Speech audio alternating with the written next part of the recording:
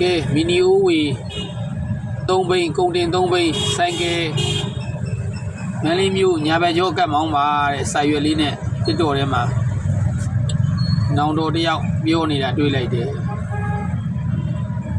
အိုးဝီ3ဘိန်းနေဆိုင်ကယ်ညာဘက်ကျောကတ်မောင်းခိုင်းတာတော့ဟုတ်ပါပြီရင်တိုင်းမှုလျှော့ချအောင်အဲ့ညာဘက်ကျောမှာလမ်းဘေးမှာလက်ဖေးတိုင်းရှိတယ်ဘီယာတိုင်းရှိမယ်ဆေးရုံရှိမယ်စတိုးတိုင်းရှိမယ်ရွှေတိုင်းရှိမယ်ဆိုင်အမျိုးမျိုးပေါ့ဗျာအဲ့ဆိုင်အမျိုးမျိုးမှာညာဘက်ကျောရက်ထားတဲ့ဆိုင်ကယ်တွေကားတွေရောဘလို့ရှင်းလင်းပေးသွားမလဲဗျအဲ့ဒါလေးလေသိကျင်ပါတယ်ညာဘက်ကျောက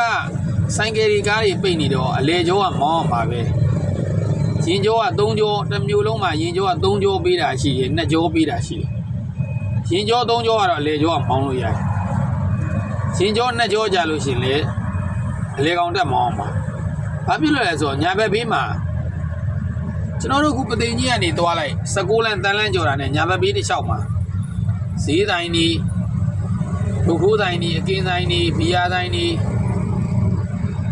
လက်ဖေးတိုင်းနေညာဘက်ဘေးမှာအကုန်ကားတွေဆိုင်ကယ်တွေအကုန်ရက်ထားတာအဲ့ကြတော့ဆိုင်ကယ်တွေအိုးဝေတွေကအလဲကောင်တက်မောင်းအောင်ပါပဲညာဘက်ဘေးကိုရှင်းပေးထားရင်တော့ပလက်ဖောင်းအောင်ဆိုင်ကယ်ကားမရက်ဆိုရင်တော့တစ်မျိုးလုံးဆိုရင်တော့ညာဘက်ဘောကတ်မောင်းလို့ရတယ်ညာဘက်ကျောကတ်မောင်းလို့ရတယ်မန်းလေးတစ်မျိုးလုံးညာဘက်ဘေးရှင်ကျောဆိုင်ကယ်ကားအိုးဝေ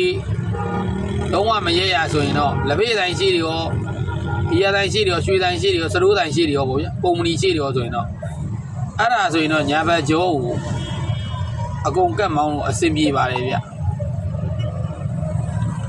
အဲ့ဒီလိုမှဖြည့်ရှင်းမပေးဘူးဆိုရင်တော့ညာဘက်ကျောကတ်မောင်းဖို့ကတော့အဆင်မပြေဘူးဗျဒီတိုင်းအဖမ်းခံနေရမှာပဲဒီတိုင်း3000နဲ့အဖမ်းခံနေရမှာပဲညာဘက်ဘေးကရက်ထားတဲ့ရင်တွေမှရှင်းမပေးမှတော့အလေကောင်တက်မောင်းအောင်ပါပဲအိုးဝေလေးမောင်းလိုက်3000လေးဖမ်းခံလိုက်ရအိုးဝေလေးမောင်းလိုက်3000လေးဖမ်းခံလိုက်ရတယ်ဆိုတော့